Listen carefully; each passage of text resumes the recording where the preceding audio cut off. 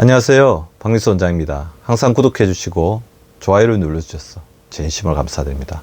오늘은 중년의 비만, 그냥 다이어트 하면 더 병들고 아프고 더 빨리 늙는다. 중년 비만을 슬기로 빼는 10가지 방법에 관해서 말씀을 드리겠습니다. 진료실에서 진료하다 보면 특히 중년 이후가 되면 20대에 비해서 다른 것 하나도 하는 것 없이 하루에 라면을 한두 개 정도 더 먹는 것 같다. 억울함과 고충을 호소하시는 분들이 많습니다. 자기의 잘못과 상관없이 나이가 들어서 생기는 여러 가지 신체적 변화 때문에 살이 찌는 거죠. 억울한 살입니다. 중년 이후 하염없이 늘어나는 나이살 때문에 병원에 오시는 분들은 제가 더 잘해드리려고 노력을 합니다. 20대의 살은 자기가 잘못한 부분이 있죠. 많이 먹고 불규칙한 생활하고 운동을 안 해서 생기는 살이 대부분인데 40대 이후의 살은 이건 영문도 모르고 특히 중년 여성분들 자기도 모르게 억울하게 어느 순간에 보니까 살이 예전에 비해서 오히려 더 운동을 많이 하고 먹는 것도 더 신경 써서 조절하는 데 불구하고 살이 계속 찌더란 말이죠. 호르몬의 변화, 혈액순환의 부족 등 달라진 신체 메커니즘이 근본적인 역할을 하고 있는 것입니다. 그렇지만 그렇다고 해서 이것을 그냥 넉넉히 방관할 수도 없습니다. 그냥 놔두면 굉장히 무서운 살이거든요.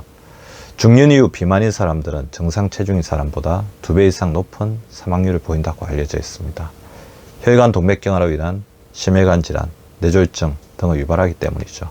또 비만은 이 밖에도 무수히 많은 질환들의 선행인자로 작용을 하는데요. 고혈압, 당뇨병, 고지혈증, 지방간, 담석증, 폐쇄성 수면무호흡증, 생리불순, 다낭성 난소질환, 불임증, 성욕감퇴, 우울증, 퇴행성 관절염, 통풍과도 관련되는 질병입니다. 더 나아가서 비만은 대장암, 췌장암, 전리수담, 유방암 등 각종 암이 생길 위험성까지 더 증가를 시킵니다. 중년이 지나면서 그 위험성이 더 가중되니 나이살은 가히 응급을 요하는 사이라고 해도 과언이 아닌 것이죠.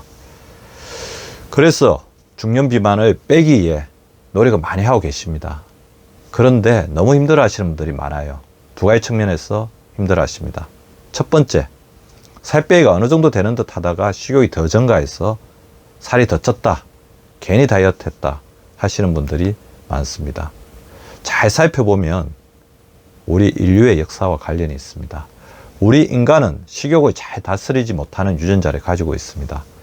수십만 년 이상 기아시대를 버티며 힘겹게 생존해온 우리의 조상은 음식이 보이는 즉시 달려들어 집어삼켜야만 겨우 생존할 수 있었습니다. 그래서 우리의 생리 구조는 가까이 있는 음식을 참지 못하고 먹는 쪽으로 발달되어 있습니다. 대표적인 것이 바로 우리 내에 존재하는 체중을 일정 부분 자동으로 조절하는 자동 체중 조절 장치가 있다는 사실입니다.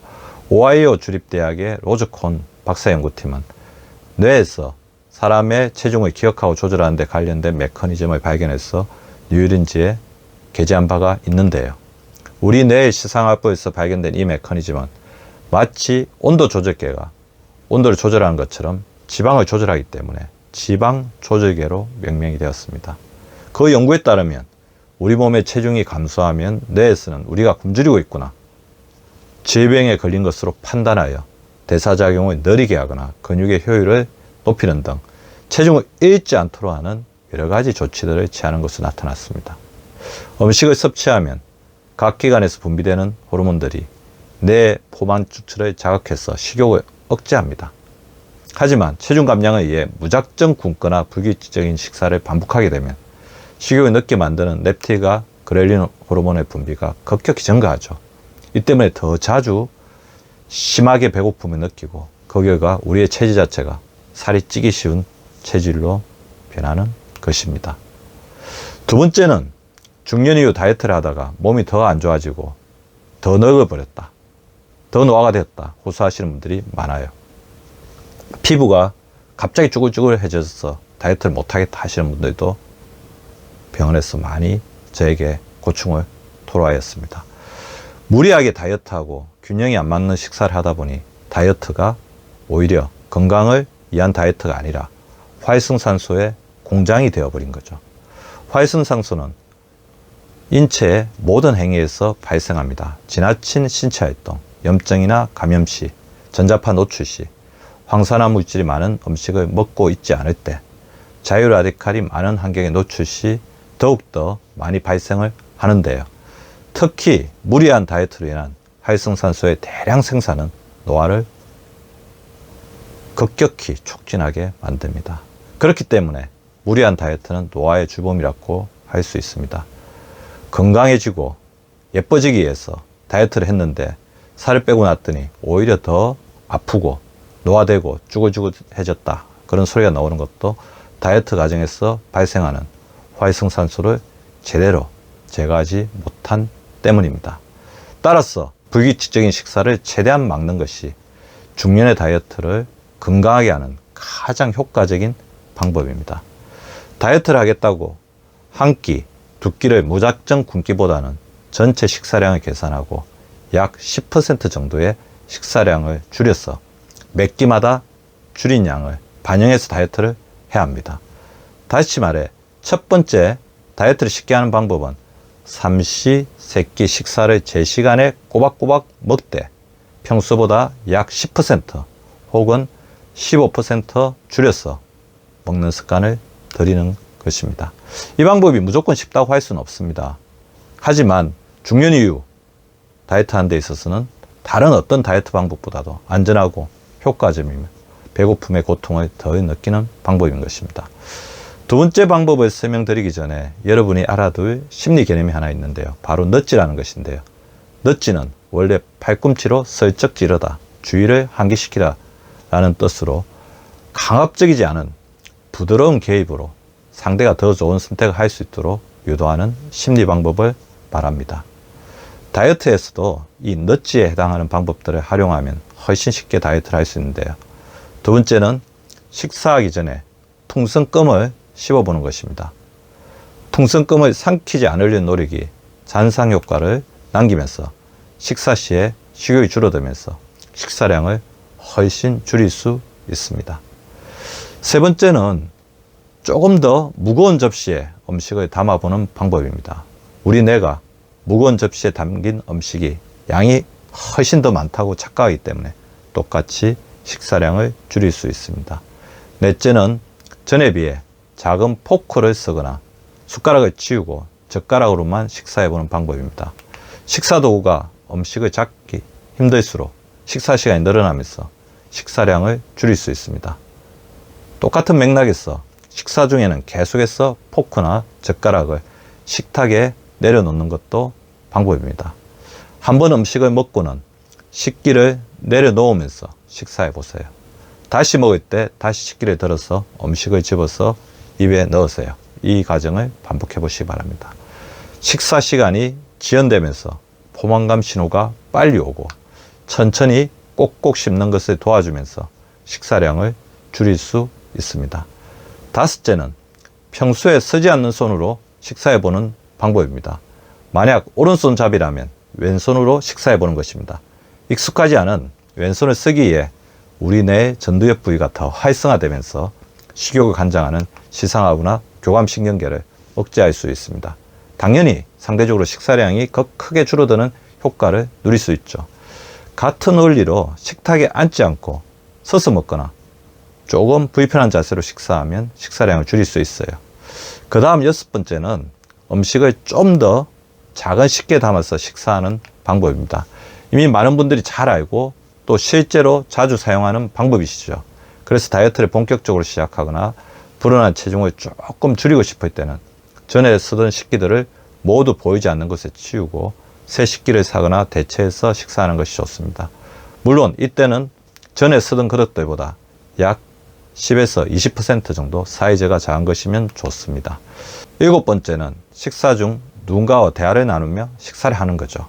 대화에 계속 신경 쓰면서 식사를 하면 식사 자체에 덜 집중할 수 있고 또 대화를 하기에 전두엽 부위가 활성화되면서 식욕 중추가 그만큼 덜 자극될 수 있고 또 시간을 지체하면서 포만감도 더 풍부하게 충분히 느낄 수 있습니다.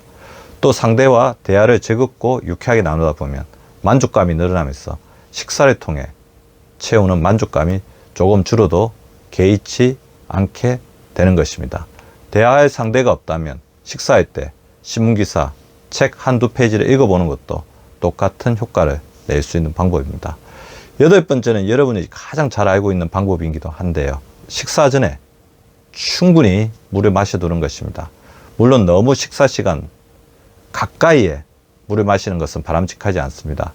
가령 점심 식사 한두 시간 전까지 충분히 여러 컵의 물을 마시면 점심 식사량이 눈에 띄게 줄어드는 것을 느낄 수 있습니다. 그 이유는 우리 뇌에서 갈증을 느끼는 부위와 식욕을 느끼는 부위가 거의 붙어 있기 때문입니다. 갈증이 심한 상태에서 식사를 하면 갈증 신호를 배가 고픈 신호, 식욕으로 이렇게 착각하게 되면서 훨씬 더 식욕을 심하게 느끼는 것입니다. 충분하게 갈증을 채워주면 식욕만으로 식사하기 때문에 식사량이 훨씬 줄어드는 것입니다. 아홉 번째는 체중 조절 방법에 관해 말씀드리면서 제가 항상 강조하는 방법이죠. 바로 최대한 음식을 천천히 꼭꼭 씹어 먹는 방법입니다. 사실상 가장 효과적으로 포만감을 늘릴 수 있는 방법이죠. 다이어트 방법 가운데 꽃의 꽃이라고 할 수 있습니다. 게다가 꼭꼭 씹어 먹기는 우리 소화기는 물론이고 장내 세균총의 균형까지 건강하게 지키고 심지어 우리 면역력까지도 높일 수 있는 최고의 건강 습관이기도 합니다. 그러니 꼭 다이어트가 아니더라도 꼭꼭 씹어 먹기는 반드시 우리 건강을 위해서 지켜야 할 식사 습관인 것입니다. 앞서 설명한 수저 내려놓기와 연결해서 해보면 훨씬 큰 효과가 있습니다. 한입 음식을 적당량 넣으세요. 그리고 천천히 맛을 음미하며 최대한 꼭꼭 씹으세요. 우리 뇌에는 식욕을 다스리고 사라지게 만드는 렙틴 호르몬이라는 식욕제 호르몬이 있습니다. 포만감을 느끼게 한다고 해서 포만 호르몬이라고도 하죠. 그런데 이 호르몬은 조금 늦게 발동이 걸리거든요. 식사를 시작하고 10분, 15분이 지났어야 뇌에서 서서히 분비되기 시작합니다. 렙틴 호르몬을 잘 활용하기 위해서는 반드시 지켜야 하는 식사 습관이 꼭꼭 천천히 씹어 먹는 것입니다. 게다가 꼭꼭 씹는 행위가 우리의 뇌를 자극해 치매 예방 효과도 가져옵니다. 20회 이상 30회까지도 내용물이 완전히 가루가 되고 물이 날 때까지 씹은 후 음식을 삼켜주세요. 사실 꼭꼭 씹어 먹기만 해도 다이어트의 3할은 보장된다고 말씀드릴 수 있습니다. 마지막 10번째 방법은 제가 강조하고 있는 거꾸로 식사법에 따라 식사해 보는 것입니다. 제가 이것을 거꾸로 식사법이라는 제목의 책으로 내기도 했죠. 우리나라 사람들이 식사하는 것을 살펴봤습니다. 밥 먹고 반찬 먹고 밥 먹고 반찬 먹고 심지어는 밥은 듬뿍 먹고 반찬은 조금씩 집어 드시는 분들도 계세요. 밥 반찬 밥 많이 반찬. 이러다 보면 탄수화물 중독에 빠질 수밖에 없죠. 자, 이것을 다시 거꾸로 식사법으로 한번 바꾸어 보겠습니다. 거꾸로 식사법을 한 마리로 정의하면 기존의 밥 반찬의 순서 대신에 식단에 채소 반찬을 한 접시 추가해서 채소 그리고 채소가 아닌 반찬 밥 순서대로 식사해서 탄수화물 섭취량은 줄이는 대신에 포만감은 오히려 높여서 편안하게 다이어트를 할 수 있게 해주는 가장 대표적인 방법입니다. 같은 양을 먹었는데도 불구하고 식후의 혈당이 20 가까이 떨어지는 그런 효과를 거둔 다이어트법이기도 하죠. 이 거꾸로 식사법만 잘 지켜도 다이어트로 인한 심한 배고픔을 거의 느끼지 않기 때문에 자신도 모르게 체중 조절이 되는 것을 체감할 수 있습니다. 미리 장을 봐두어서 채소 반찬을 마련해 두고 몇 끼의 가장 중앙에 채소 반찬을 배치하고 거꾸로 식사법에 따라 식사해 보세요. 이것이 어떻게 보면 중년 비만 다이어트의 핵심이라고 할 수도 있는데요.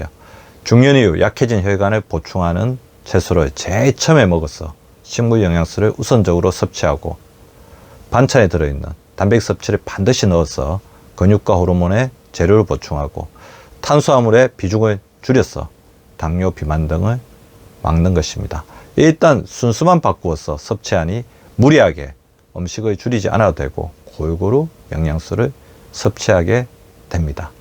여러분이 전에 했던 다이어트법들보다 훨씬 편안하고 쉽게 살이 빠지는 것을 느낄 수 있을 것입니다. 물론 더 중요한 것들은 여러분들이 잘 알고 계시는 7시간 이상 숙면하기, 하루 7,000보 이상 걷기, 나쁜 음식을 좋은 음식으로 바꾸기 같은 다이어트의 기본들일 것입니다. 그런데 이런 기본을 지키려고 노력하는데도 불구하고 나날이 늘어나는 중년 뱃살 때문에 고민이신 분들은 오늘 제가 말씀드린 중년 다이어트를 쉽게 만들어주는 10가지 방법들을 잘 활용해 보면 좋겠습니다. 오늘 소개해드린 굶지 않고 중년 이후에 살을 빼는 10가지 방법을 꾸준히 실천하면서 좀 더 편안하고 덜 힘들게 다이어트를 해보시기 바랍니다. 중년의 건강한 다이어트를 위해서 어떤 영양소들을 어떻게 섭취해야 되는지에 대해서 좀 더 발전된 강의로 다음에 또 말씀을 드리고자 합니다. 오늘도 시청해 주셔서 감사합니다. 건강한 하루, 유쾌한 하루 되시기 바랍니다. 구독과 좋아요는 박미수 박사 TV를 지속시키는 생명력입니다. 많이 구독해 주시고 좋아요를 눌러 주시기 바랍니다. 항상 감사드립니다.